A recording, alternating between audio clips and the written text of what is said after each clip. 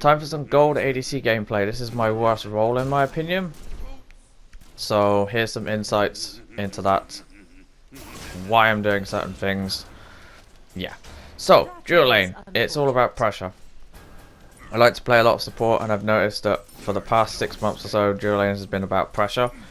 Season 6, same case. Here, missing basics. When I say pressure, I mean it's all about clearing wave first and then getting the advantage. Once you have the advantage, it makes jungle ganks very difficult against you, especially early game ones. Here, I do not understand why Chuck got wards, but he did.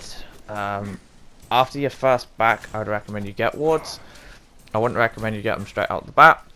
One thing as well I need to say is you do not want to start in lane, you always want to start in the jungle, check relics, and then you want to go into lane.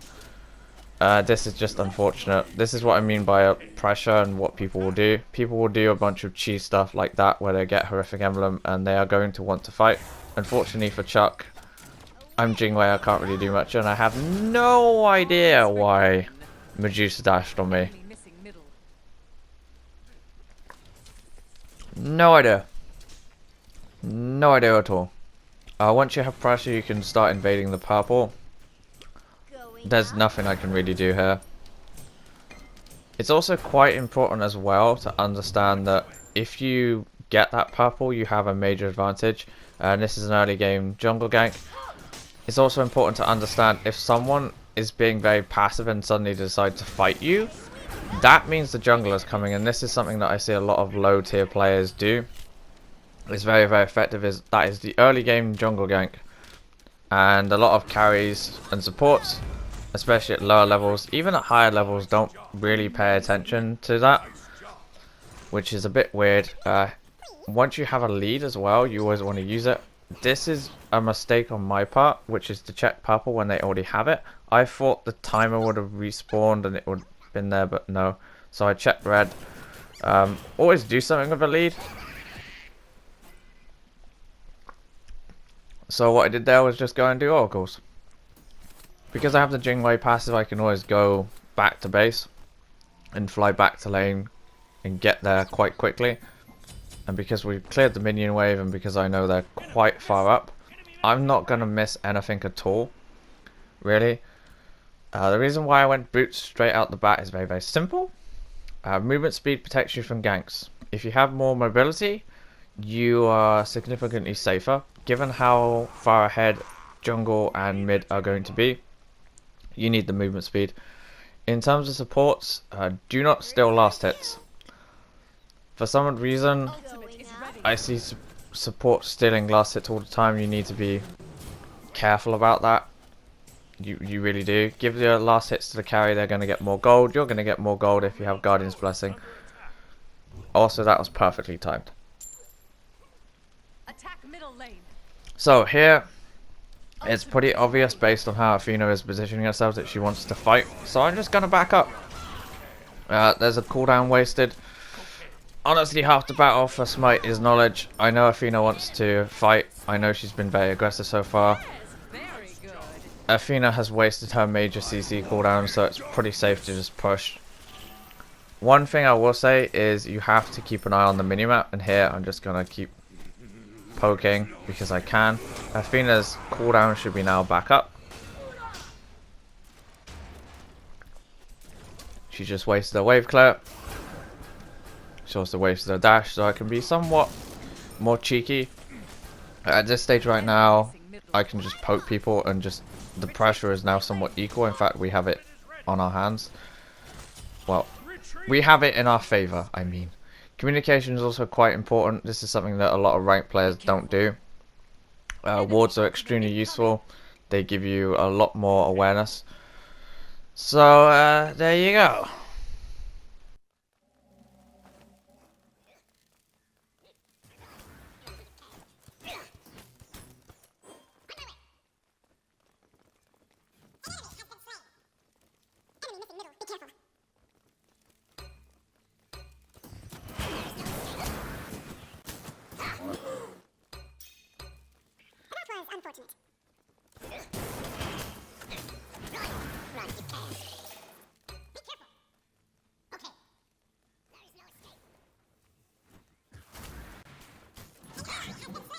Enemy ultimate down.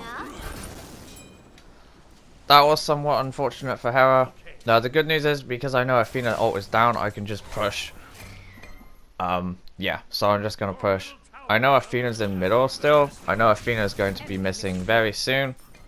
So instead what I decide to do is I have a couple seconds and there you go. That's why you really want to read the map and also why you want to buy wards. This is something people don't do, I don't know why. Like, I just don't understand. People seem to lack awareness.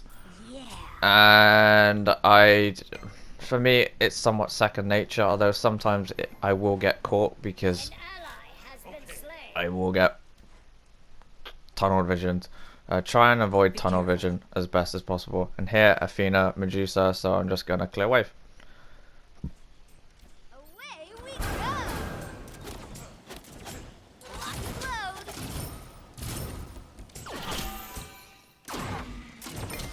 Your middle tower is under attack. There is no destroy. Honestly, looking back at this is such a bad fight. We really shouldn't have been taking that fight, although Chuck wants to be aggressive, that's understandable, and he does get a kill. Here I commit my ult to try and get Athena, but it's not enough damage. I know Hera's coming, so I know in the back of my head that the mid laner is going to come. This is something that a lot of people seem to forget.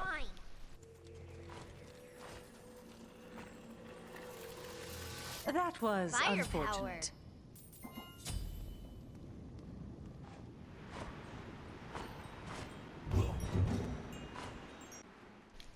Okay, this is important.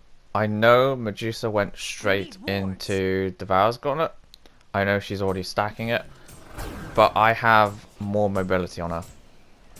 What this means is Medusa technically has a greater power spike over me, which means that I do not want to fight Medusa. It's important to always pay attention to what people are building. Also, watch the pathing here. You see that I'm going to hug the wall. The reason I'm hugging the wall is very, very simple. It's very difficult for Athena to get me, because Athena has to dash around me and then come towards me, which means I have time to go back to the tower. And here, safe wave clear. Yeah, not really much to say. Now I know that they have rotated to middle, so I'm just going to come over. Although we've pretty much won the fight at this stage, I'm just coming to middle just to clear wave and get the farm, as well as to provide some support, but there's really not much I can do. I have lost a couple minions, but it's not too bad. Here, trying to get last hits, trying to get extra gold.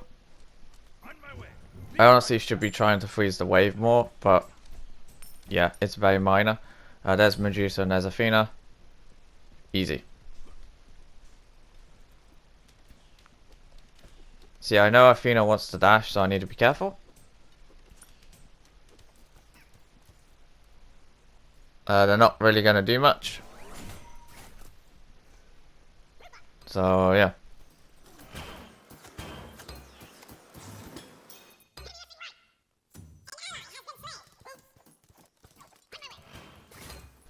Can you remember what I was saying earlier about Medusa going Devour's Gauntlet?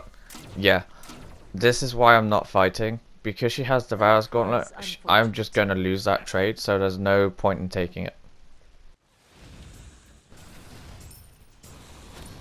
Whenever a passive player starts to fight, it's pretty obvious the jungler is coming. I have played very, very passive so far, so it should be obvious that if I jump in and commit my dash to you, it means I'm going to try and kill you when the jungler is coming in. Here, I have enough to go Bloodforge, so why stack?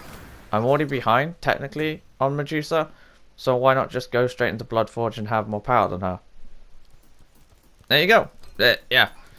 Nothing else to really say apart from the fact I'm freezing wave.